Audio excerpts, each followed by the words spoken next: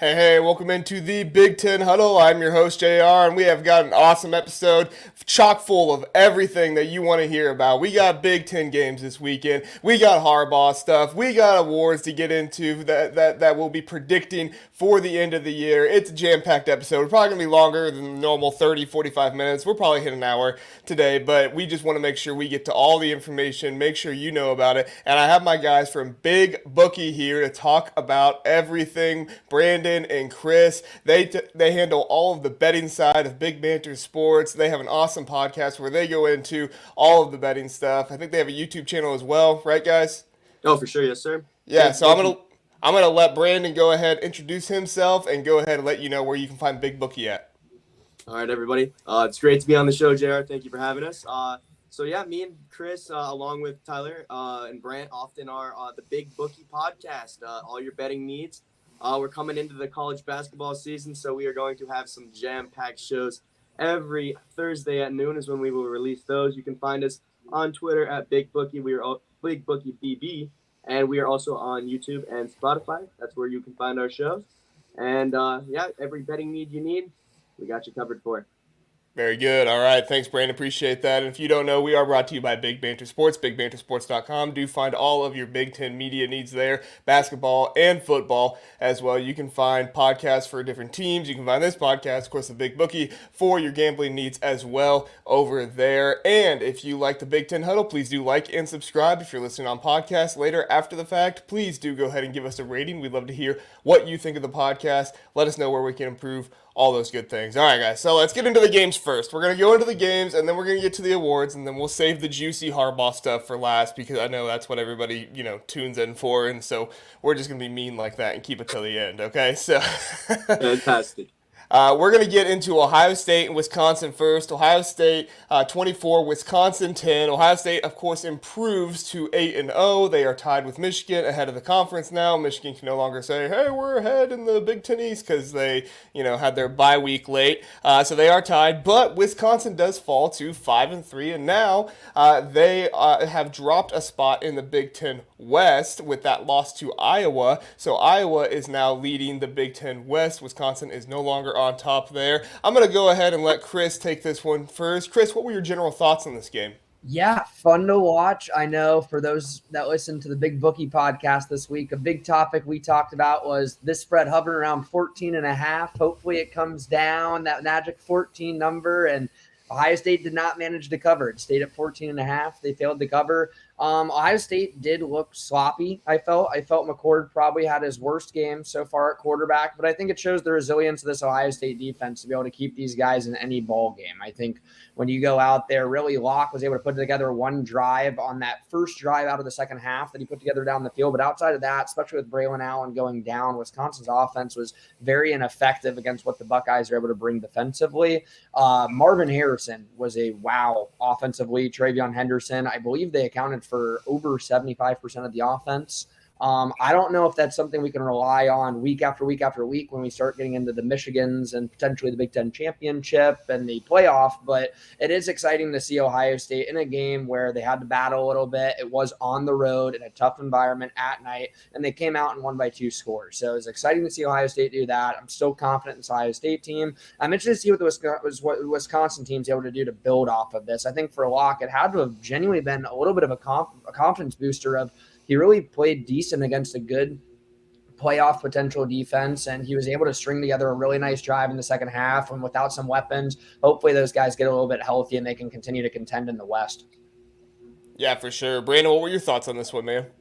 I would agree. This is the first time in a long time that Ohio State can rely on their defense to win them football games. I can't remember the last time I can honestly remember that. I mean, this has been an offensively driven team. And we can see that defense is the calling card for this squad. Ohio State struggled offensively, but again, like Chris said, 2-score win in Madison hasn't happened in over 20 years for Ohio State. So, I mean, it was huge, and I'm really intrigued to see what the playoff committee thinks of this Ohio State team. I would say they have the best resume in the country to this point, and I'm going to be intrigued to see if the committee agrees and puts them at 1. They don't look necessarily always like the best team in the country, but their resume stacks up against anybody. So it's going to be really, really interesting to see. Yeah, that's the dilemma here, is that Ohio State definitely has the best resume of all these teams. I think if you look at, like, the strength of schedule, Ohio State is like top 20. I don't think another team is top 75 in the top 5 of the AP poll right now. So Ohio State definitely has the resume, but they don't look the part, right? Georgia still looks excellent without Brock Bowers. Michael Penix Jr. looks like one of the best, if not the best, quarterbacks in the country. You have Florida State, who, yeah, here and there they don't look great, but Jordan Travis, Keon Coleman, I mean, all those guys are star power potential. They all have the quarterbacks, but then you have Ohio State, who has Kyle McCord, and it's like, he's good. Don't get me wrong. I'm not trying to say he's bad or anything like that, but he just doesn't have that star power that you would want out of a team to be able to do that. And I don't want to talk all Ohio State. I'll mention Wisconsin too. I got a little bit of flack on my power rankings because I actually moved Wisconsin up a spot after this game because I saw a Wisconsin team that was competitive, and I saw a Wisconsin team in the West that had the best loss out of anybody else in the West, right? Minnesota got blown out by Michigan. That might have been for other reasons. We have no idea. But still, they got blown out by Michigan. Iowa, I mean, they ran like 30 plays against Penn State. It was just a complete awful performance on offense, and their defense still couldn't keep the Nittany Lions under 30. So when you have Wisconsin coming in there holding Ohio State to 24. The defense looked good. Braden Locke, it doesn't look like they're skipping a beat from Tanner Mordecai to Braden Locke. I don't think it's that much different with him. And you have to take into account, too, this was only a 2-score game without Braylon Allen, right? I mean, they're on their third-string running back. This is still only a 2-score game. So I walked away from this saying, okay, Ohio State could be better, but they do have a good resume. But I walked away from this saying, Wisconsin, I think this team is better than maybe some people are giving them credit for, and it's really going to come down to one of those games at the end with the Minnesota or Nebraska, something like that, because Big Ten West, as it normally is just chock full of teams that are super competitive with each other. Maybe not the best teams in the world, but super competitive with one another. You guys have any more thoughts on that? I would actually have to agree there. I mean, I think Wisconsin's still that team that's going to come out of the West. I would actually also say Nebraska is lurking behind them. They are looking really well as well. But the Big Ten West has 4 teams tied at top of at 3-2 in conference. So, and Wisconsin, I mean, they fought. They competed for 4 quarters against Ohio State. So I would agree. Yeah. Chris, you have more thoughts? Yeah, I think you hit the nail on the head. I think if they get healthy, they can compete with every team left on their schedule. So, all right. Very good. Let's go ahead. We'll hit Penn State and IU. Penn State 33, IU 24. A lot of people might thought, oh, wow, they were at Indiana. It was kind of a sluggish game. No, they were at Penn State, and the crowd was not having it. I mean, dude, I was looking at those shots of the crowd, and it was just like, really? This is happening right now against Indiana? Because this was a close game until about the end. The only reason Penn State pulled ahead was because of a fumble by the quarterback. I think Brendan Sorsby was the quarterback at that time, fumbled it, and they didn't pounce on the ball in the end zone. It just kind of kept rolling out the end zone. But it was a close game, closer than maybe the score indicates here. Brandon, what do you think of this game? We talked in the podcast last week, Big Bookie, that if there was ever a get-right game for Penn State, it would be the Indiana Hoosiers. And to say that was a vastly exaggerated statement would be an understatement because, wow, they did not look good. This game was tied with under 2 minutes remaining. Most of the Big Banter family, I think, has Indiana as the worst team in the conference, and you're at home. You need to look good after that loss last time to Ohio State, and they just did not look good at all. They got the safety at the end to make it look a little more generous than it was, but this Penn State team, I don't know what to think of them right now. Yeah, Chris, what were your thoughts on this one, man? Yeah, no, definitely did not see this coming. 31.5-point spread. I think we talked on Big Bookie again about, get right game. And it was one of those games about at 1 o'clock on Saturday. I was like, oh, wow, this is a little bit more of a ball game than I really expected it to be. I need to flip the channel over to this. And it was exciting to see IU come out and compete against one of these teams and play really well. Good for their fan base. I think Sorsby played a phenomenal game. I think he has to be their quarterback the rest of the way there. Penn State, Drew Allar really, again, did not play the best game. I did see an incredible stat during this game that he threw his first interception this game first one in 300 pass attempts. That's 100 more than the next closest guy to start a career, which was incredible to see that against IU. Odd team to throw it against. It's kind of a weird game. I think, maybe Penn State overlooked these guys a little bit. I know you talked about Penn State's defense being a very elite unit, and to see them struggle like this, it is concerning knowing that they do still have the rest of the season in front of them. They still have Michigan coming up here soon. What will it look like when they're facing Blake Corum and JJ McCarthy? They're not going to be able to play like they did this weekend. So they have a lot to fix. James Franklin has a lot to get right before that. And for IU, I think a really inspired effort. I really think even in a loss, this has got to be very encouraging for their players, their recruiting, and just the program in general. Yeah, I had two thoughts on this game that were major. Number one, and I'll start with the positive for Penn State, is that Drew Allar's deep ball won them the game, right? It was that skyrocket deep ball. I didn't think it looked necessarily good. I saw highlights of it later on, and I was like, guys, I don't think this is that great of a pass. But, it's still, he completed the pass. It was a deep ball, and it won him the game. So that's what you want to see, is you want to see the completion. You want to see the improvement and the confidence, all those things. So I think that's really big for Drew Allar, and I think it was big for Keandre Lambert-Smith as well to catch that ball and say, okay, I got this connection with my quarterback. We can make this happen. My second thought was I felt like IU kind of fumbled the game away, and I do kind of mean that, pun intended, but you look at the mistakes that IU made time and time again with the penalties, giving up free yards, giving it up on third down when they had a penalty that they should have taken Penn State down, and they shouldn't have even scored, or they should have just got a field goal early in the game, and then this fumble later on, Brendan Sorsby not taking care of the ball after, like you said, Chris, he had such a good game, not taking care of the ball there at the end. It's like, I almost felt like this was IU's game to lose, and they lost it. I don't know if IU was playing for the win. I don't know if they were just playing to, help Tom Allen look good so that way he doesn't get fired. I have no idea. But I looked at this IU team, and I said, you could have won this game, and at the end of the day, you fumbled it away. Is that fair? You guys think I'm off base there? What do you think? Yeah, absolutely. I think it's fair. I think it shows, too, the inexperience of IU of really a lot of these guys just haven't been in that moment against a top 10 school. And I think that's what it shows at the end of the day is, the top 10 program came out in a close game and was able to battle through. Even though it was against IU, Penn State was able in a big moment to make the plays they needed to win that game. So definitely think that's completely fair. Yeah, I'd 100% agree. I mean, they had the game. They were there the whole time. They were in the game the entire time. But at the end, teams, the coaching, the experience, that all comes into play more than people think, and they gave it away.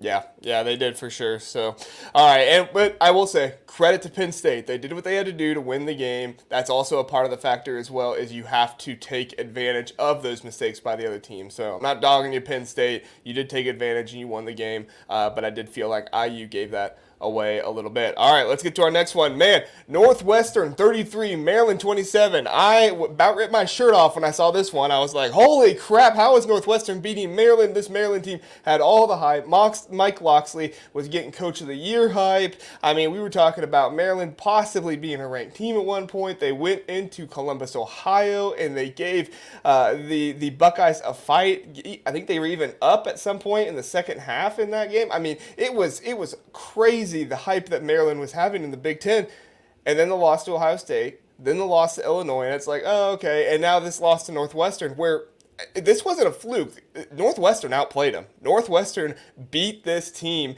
and Maryland walks away kind of licking their chops a little bit, and it was just a tough one for Maryland to swallow. What'd you think of this one, Chris? Yeah, well, first off, Brandon was the only analyst on Big Bookie to pick Northwestern to cover this week. Hats off to him. Excited to hear his thoughts on this.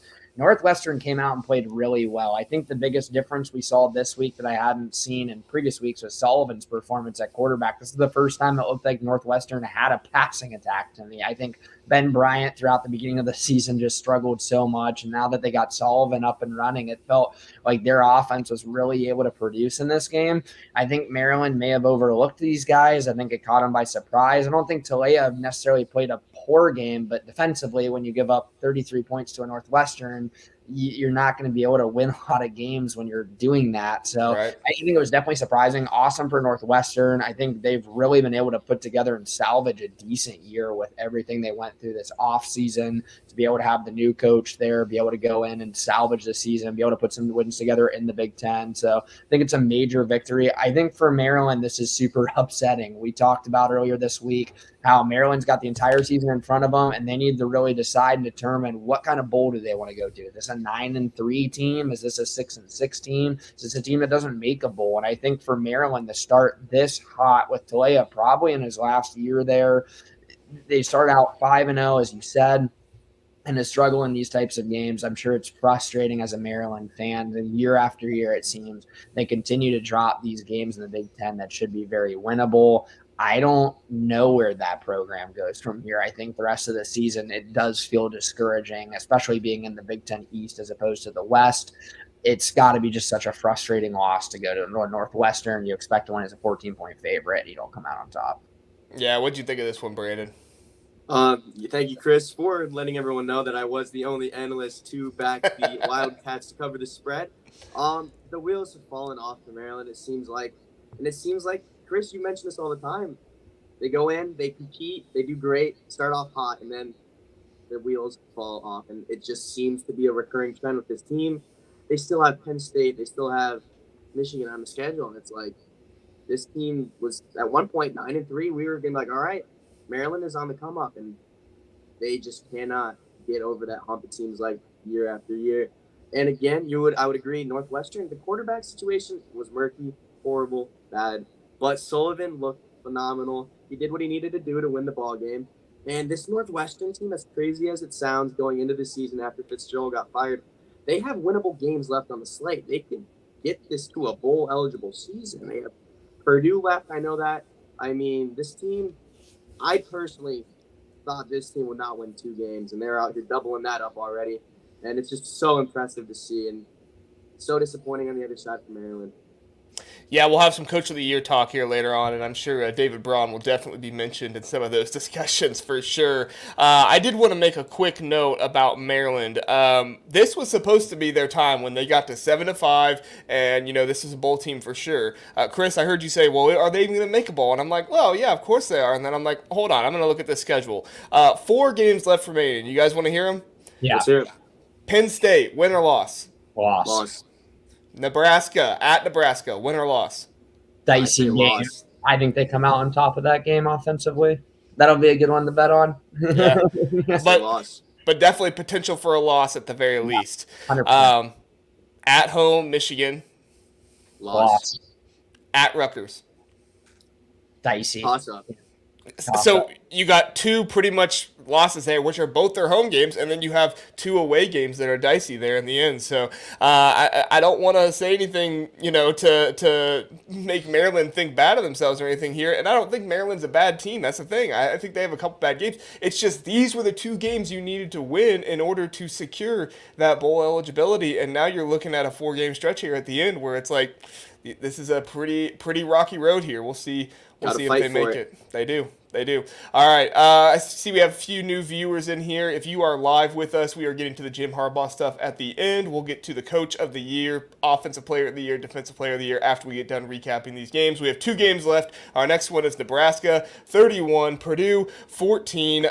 This was a game where Nebraska's defense really just took over. I mean, they were up 21-0 at one point, and Purdue, they just seemingly could not get going. Hudson Card, I don't think that he's a bad quarterback, but Nebraska made him look pedestrian in this game. It did not look good for Hudson Card at all. I was really thinking good about Purdue with Tyrone Tracy coming back into this game and Devin Mockabee, Deion Burks. I thought, okay, this offense is going to be able to do some stuff against Nebraska. They just weren't able to until the end of the game, and even at the end of the game, it wasn't, the offense doing anything spectacular. They were able to move the ball a little bit, get a few points, but at the end of the day, Nebraska just outplayed them in this one. Brandon, what were your thoughts in here? If you listen to the Big Bookie podcast this past week, Nebraska was actually, I think, probably our favorite play of the week. We had very little doubt that Nebraska was going to easily win this game, and they did it. The defense has been so phenomenal this season, and it's only getting better week after week, especially considering Purdue's turnover issues this season. they took advantage of it, and then they had to block kick for a touchdown.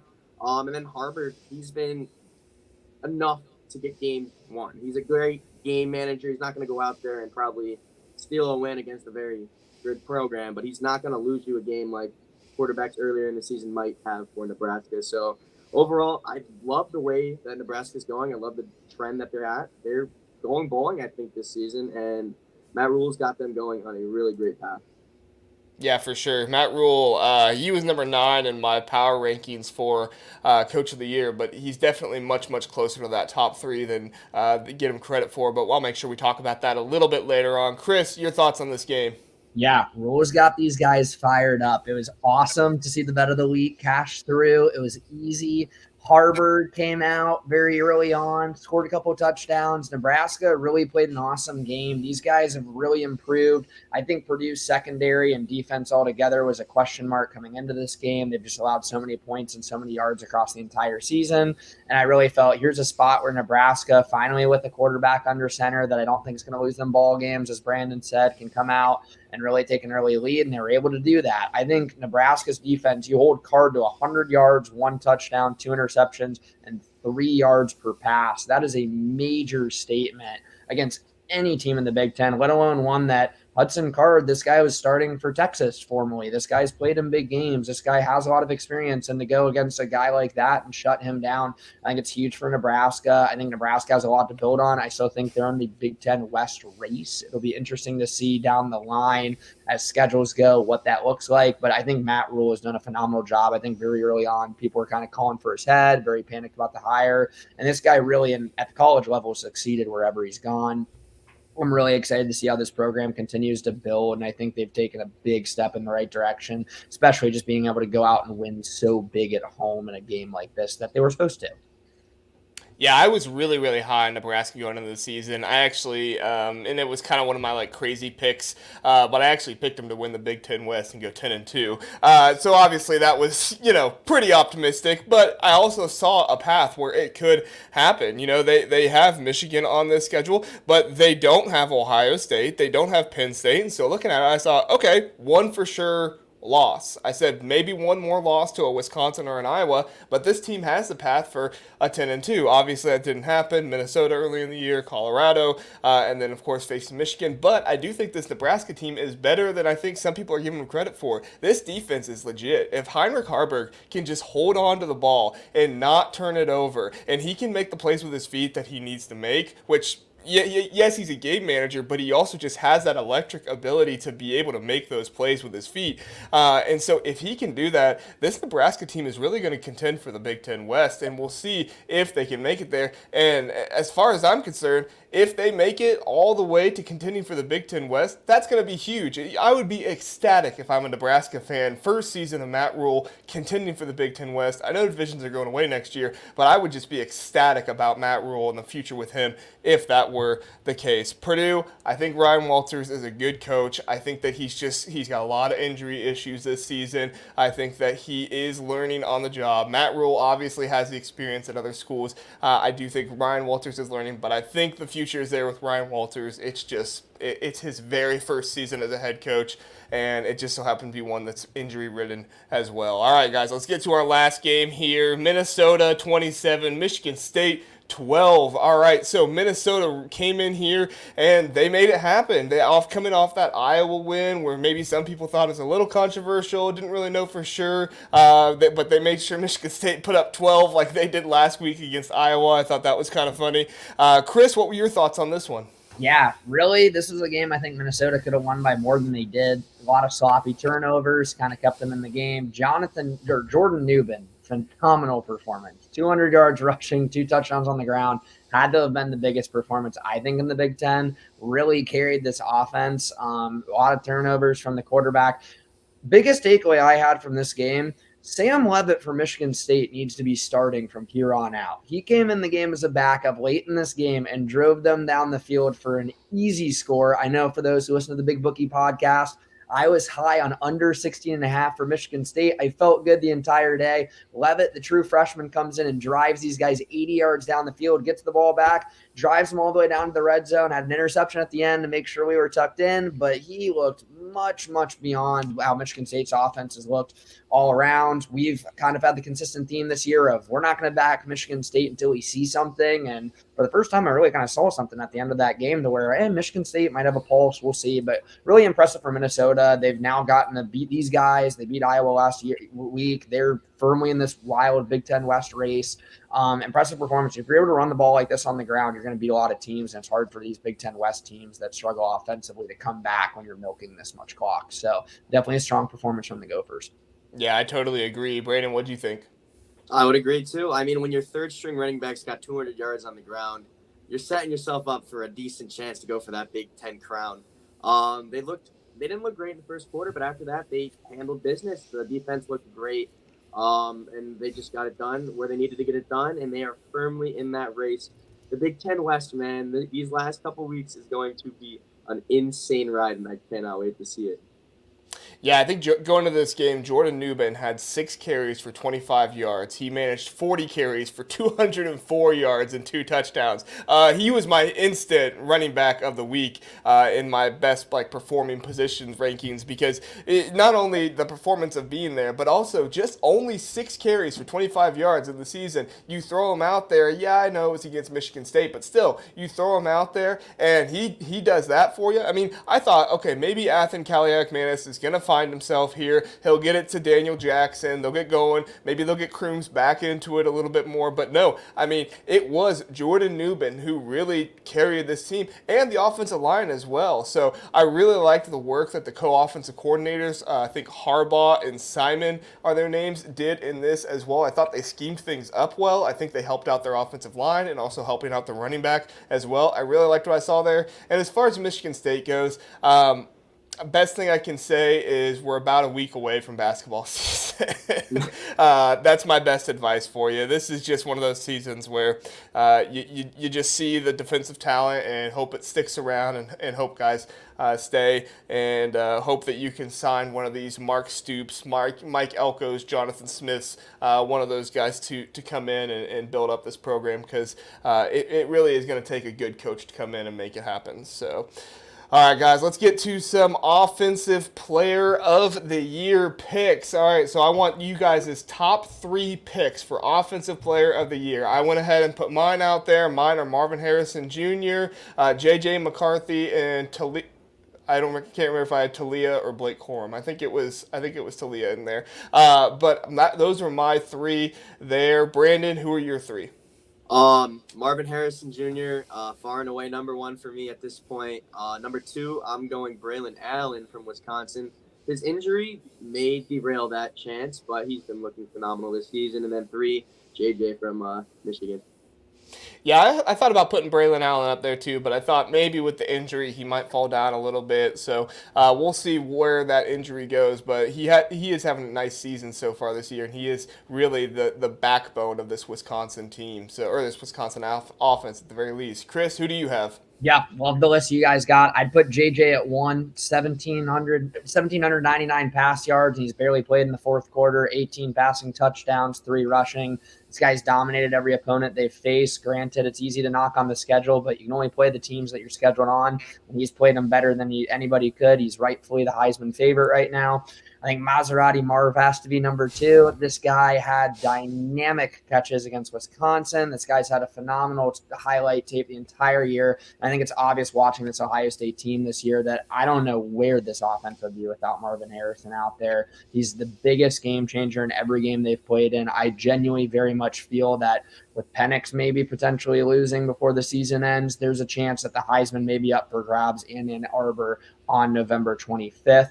Lastly, Blake Corum would be my number 3, 13 touchdowns, 600 rush yards. This guy's been able to take this Michigan team. Again, they have to play the teams that are scheduled in front of them. He's done that far and away. Been best running back in the Big Ten, in my opinion, just doing what he has to do to continue to milk clock off and run the ball for Michigan. So. Yeah, it's hard for the Michigan guys because they are only playing 3 quarters, so they really don't get the stats padded out there. But if you watch the game, then I know not everybody does. Hopefully they do in the Big Ten. But if you watch the game, they're dominating every single team they play. Now Michigan State did stop Blake Corum a little bit, but that was also because Michigan State was like, yeah, we're just going to load up the box and not let you run. And then JJ was like, okay, well I'll just throw it all over the place, so you're not going to figure that out. We have a comment here from Jared Jones. Before the season started, I figured Wisconsin would win the West. After week 7, I thought Iowa. Now I think I have no clue what the heck is going on over there. Jared, we are the same. We were just talking about the Big Ten West. Could not tell you. With Minnesota, Iowa, Wisconsin, now Nebraska is in the mix. It's like, this is the most competitive division. Don't think that means it's the best. That's not what I'm saying. This is the most competitive division in college football. It's wild. It's crazy. Maybe it's not the best football in the world, but you love to watch it. You love to see it. So thanks for that comment, Jared. Anybody else has a comment, please do comment on what we got. We would appreciate it and get your insight. All right, let's move on to the Coach of the Year picks. All right, so top 3 picks for Coach of the Year. I put mine out there. I have Greg Schiano, number 1, David Braun at number 2, and I do have, call me biased, I know, I do have Ryan Day at number 3. I think the resume is there. I think that he does not get the credit for what he has done with this team. You have 3 new starting offensive linemen. You have Honda McCord out there, okay? I mean, what he's doing and this identity of this team has just completely changed from offensive led. CJ Stroud put up 50 points a game to now it's like we're only going to score 20, but our defense is going to beat you up and make you not be able to even play because we're going to hold it to you so much. Chris, what do you think about the top 3 for your Coach of the Year rankings? Yeah, couldn't agree more on the Ryan Day take. He is actually my number 1 Coach of the Year. I think he is criminally underrated. I think Ohio State's fan expectations are just so large and the expectations are so big in Columbus that he's not gotten enough credit for what he's done here. He wins every game he's supposed to win. Let's remember when Urban was coach here, this was a team that went into Kinnick and got pounded. This is a team that went into Ross 8 and got pounded. And Ryan Day has not had that. He's going into these programs in the Big Ten and dismantling all of them. I'm excited to see how the season continues. I do think if he goes in the Ann Arbor and beats Michigan, it is without question the Big Ten Coach of the Year. Number 2 would be Greg Schiano for me. What he's done with that program for Rutgers, getting them to 6-2. They're going to go bowling this year. I don't think a lot of people saw that coming. These guys have played really awesome football, and even really regardless of what it looks like towards the end of the season with this tougher schedule on the slate, he's really built this program and gotten in a much better spot than where it was when he was not there. And then number 3, I know it's controversial. I know it's boring, but right now, the allegations, we don't know enough about them to not give Jim Harbaugh consideration for Coach of the Year. They've dismantled every team they've faced. Michigan's undefeated. This is a team that right now is going to be a playoff team if they win the Big Ten. And in my opinion, if you're winning the Big Ten, you're having to do some coach work. He's been able to build a program that, remind you, was 2-4 during the COVID year. They've gotten a lot better. I am interested to see what happens with all the allegations as they might derail that, but going just purely off game results, it's hard to not include Jim Harbaugh in this conversation. Yeah, I had him at last in mine, and it wasn't because I actually think he's last. It's just because I think we have to put that on hold for the allegations and what's going on. Last week I had him number 2, so obviously I think he's really, really high up there, but it's just one of those situations where we kind of have to see where these allegations go. It's not actually he's last, it's just if these allegations are still out there, there's no way he's winning Coach of the Year. Brandon, before we get to you, I want to get to one comment. Jonathan said, granted, I'm biased, but when you see where Greg Schiano has brought Rutgers from, he absolutely should win Coach of the Year. I'm right there with you, Jonathan. If David Braun doesn't get this Northwestern team bowl eligible, I totally agree. Schiano deserves to win Coach of the Year, in my opinion. I think it's great what Ryan Day has done. I think that if these allegations are cleared and Jim Harbaugh's name is cleared, then he.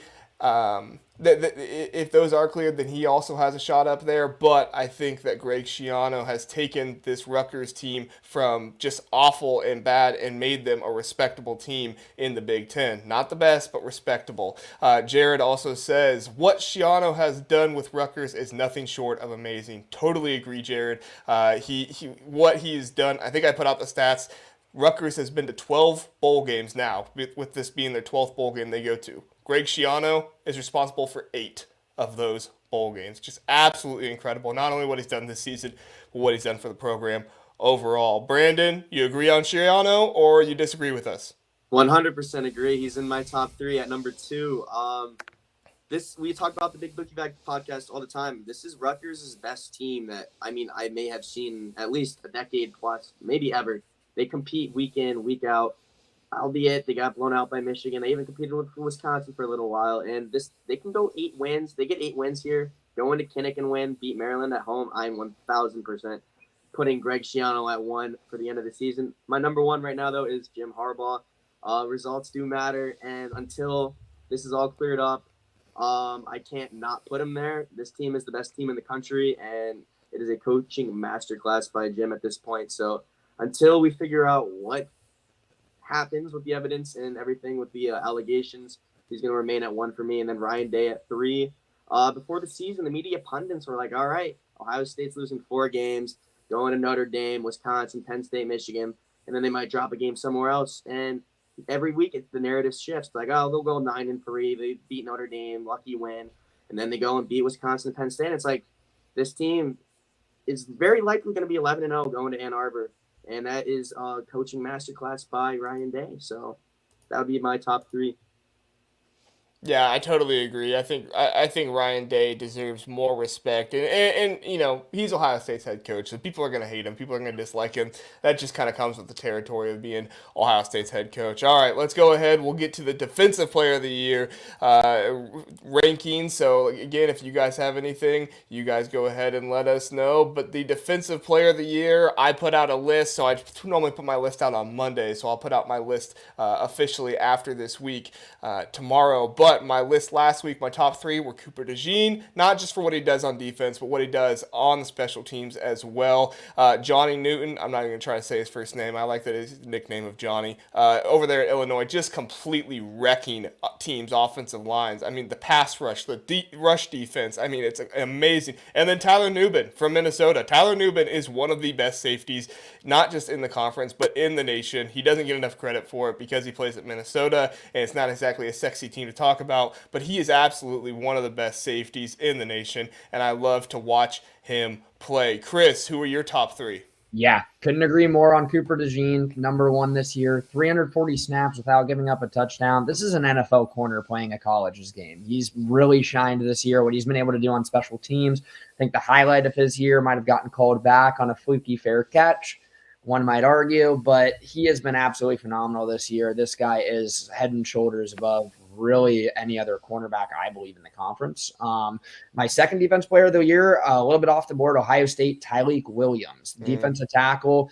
He's been an unbelievable run stuffer for this team. He's gotten a couple sacks. He just seems to be involved on every play. And I think it's been a little while since Ohio State's had the edge rushers of the Bosas and Chase Young. And this is a guy that's come in at defensive tackle and been able to create pressure, create havoc, and really has been a big fixture in this Ohio State defense that has excelled so much over the last couple of weeks. And then for my third one, I'll be honest, I went a little bit off the board. To me, defense means defending against the other team scoring points, and I think it'd be hard not to mention Tory Taylor, Iowa's punter, as part of this argument. This guy is far and away one of the best punters I've seen at the college level. He's averaging 48.7 yards per punt. 22 of those 55 punts have been inside the 20. And I think a big reason Iowa's winning football games is because they are being able to flip the field better than any other team in the Big Ten. I think it's hard to argue against not a defensive player, but this guy might do more than any other player in the nation to keep the team that he is facing from scoring points. He's been phenomenal this year. He's really been maybe Iowa's most valuable player. I can't say enough good things about this guy.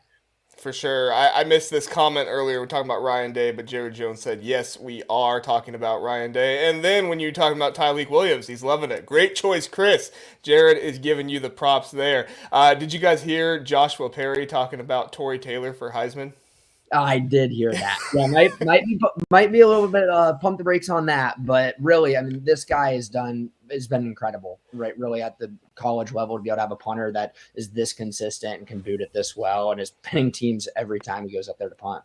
I just love your punter is your best player. I think it's phenomenal. Brandon, who are your top 3, man? let me just say, yeah, that's the epitome of Iowa football for you. Yeah. My number one is probably going to be Isaac Adisa from Penn State. The dude is a menace in the backfield. 6 sacks on the year, double-digit tackle for loss. One of the top pressure rates in the country. He's just been phenomenal this season.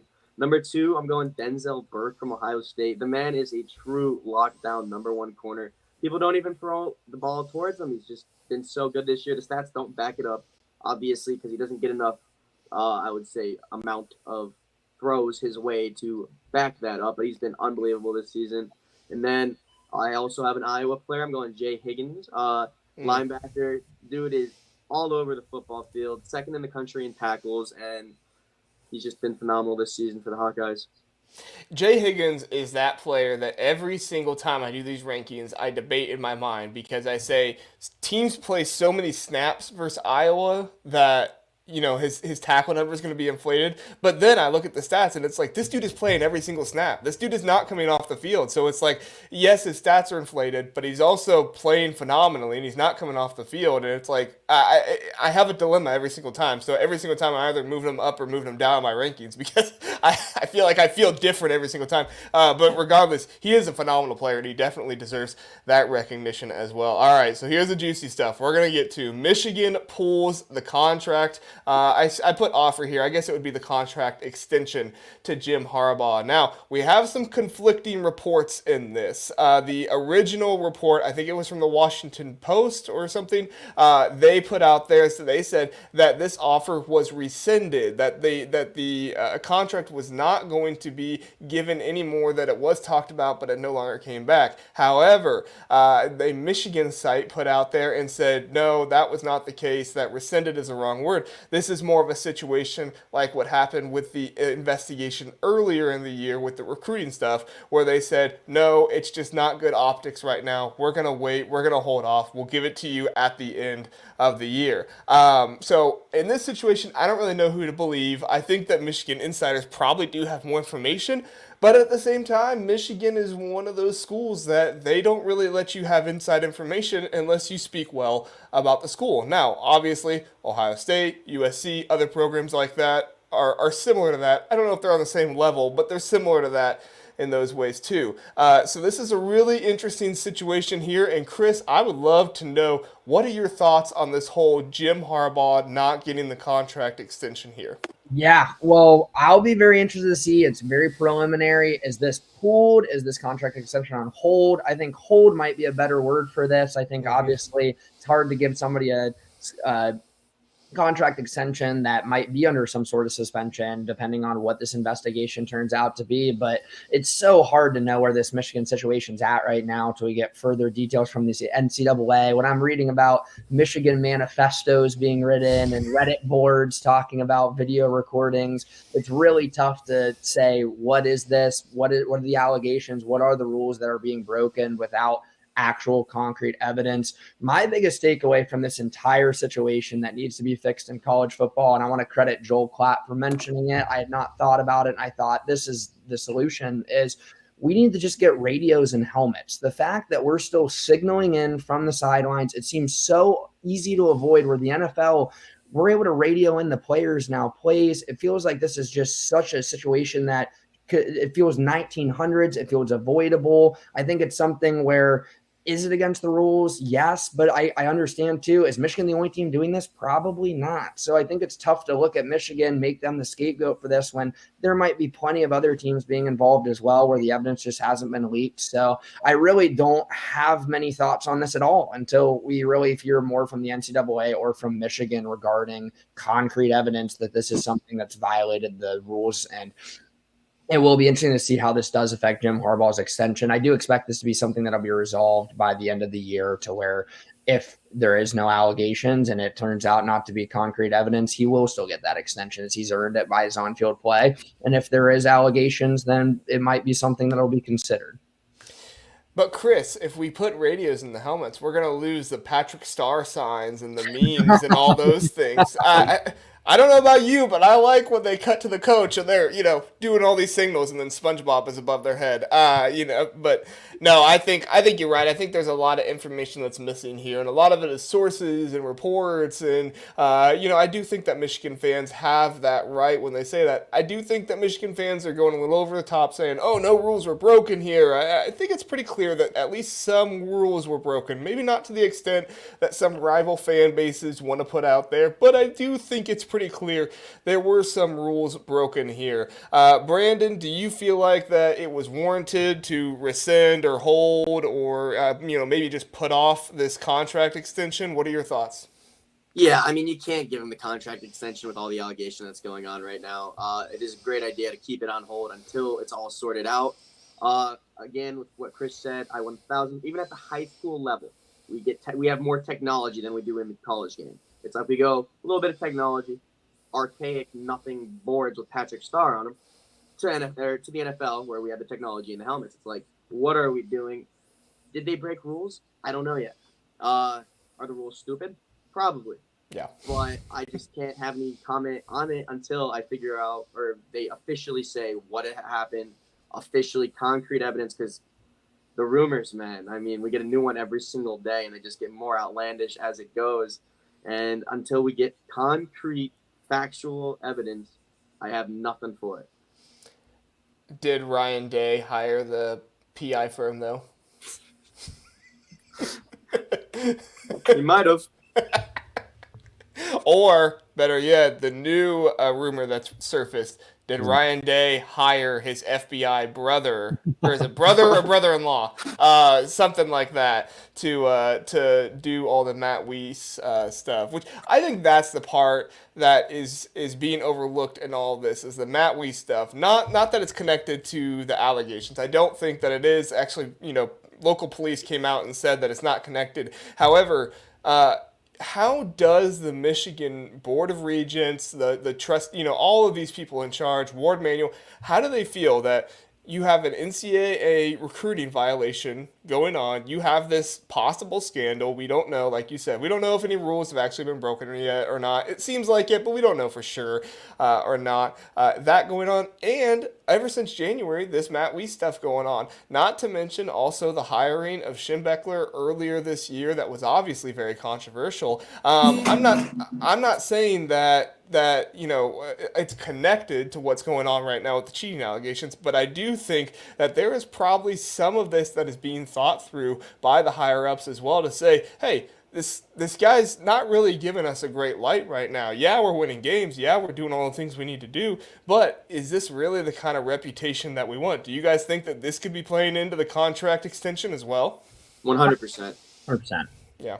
Yeah, I think it's a bad PR hit to do it right now. I think they're not willing to take that. I think the more they can downplay this would definitely be significant. But at the end of the day, too, I think Jim Harbaugh is still immensely popular. He might be the most popular Michigan coach that fan base has ever had. The fact he played there, he was so successful in the NFL, and he's been able to finally conquer the hill with Ohio State and beat them 2 times in dominating fashion.